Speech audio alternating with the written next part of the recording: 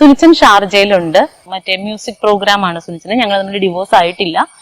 പക്ഷെ ഈ പറയുന്ന പോലെ എല്ലാ ഭാര്യ ഭർത്താക്കന്മാർക്ക് ഇടയിലുള്ള പോലെ ചെറിയ ചെറിയ പിണക്കങ്ങളും വഴക്കുകളൊക്കെ ഉണ്ട്. അതിന്റെ അർത്ഥം ഇന്നോ നാളെയോ ഞങ്ങള് ഡിവോഴ്സ് ആകും എന്നുമല്ല.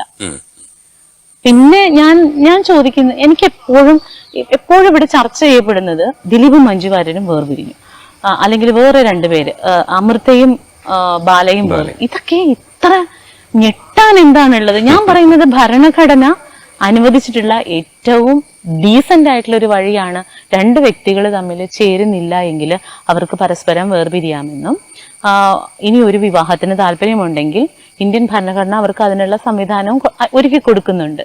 ഇതെവിടെയാണ് തെറ്റാവുന്നത്? ഒരു വീട്ടിൽ രണ്ടുപേര് കീരിയും പാമ്പുമായിട്ട് കഴിയുന്നതിനൊക്കെ എത്രയോ നല്ലതാണ് രണ്ട് സുഹൃത്തുക്കളായിട്ട് ഈ വിവാഹത്തിന് പുറത്ത് നിന്ന് ബിഹേവ് ചെയ്യാൻ പറ്റുകയാണെങ്കിൽ എത്രയോ മനോഹരമാണ്.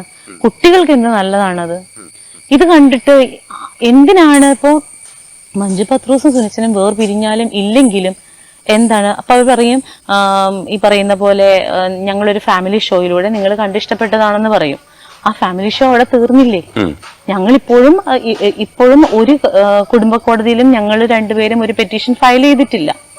പിന്നെ ഞങ്ങളുടെ വിവാഹബന്ധം എങ്ങനെ പോകുന്നു എന്ന് ചുഴിഞ്ഞറിയേണ്ട ആവശ്യം എന്താണുള്ളത്?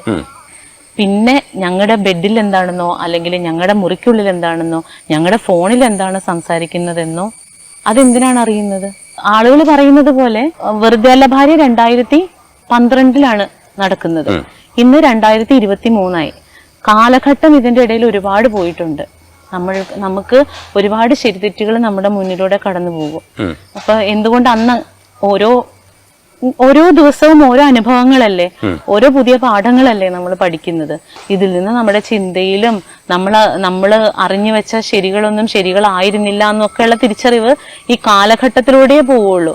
ഇത് പറയുന്ന 10 പേരും എന്റെ കൂടെ ഉണ്ടാവും.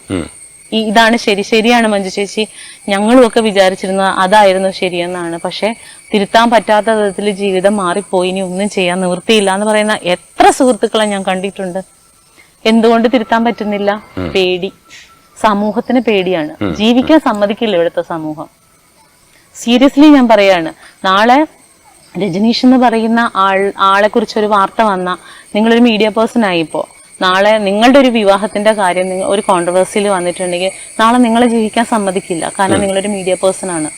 അതുകൊണ്ട് ഇങ്ങനെ ഒറിജിനലായിട്ട് നിൽക്കാൻ കഴിയട്ടെ, രാഷ്ട്രീയപരമായ നിലപാടുകൾ കൂടി അഭിനയത്തിൽ തകർത്ത് മുന്നോട്ട് പോകട്ടെ. Thank you. Thank you.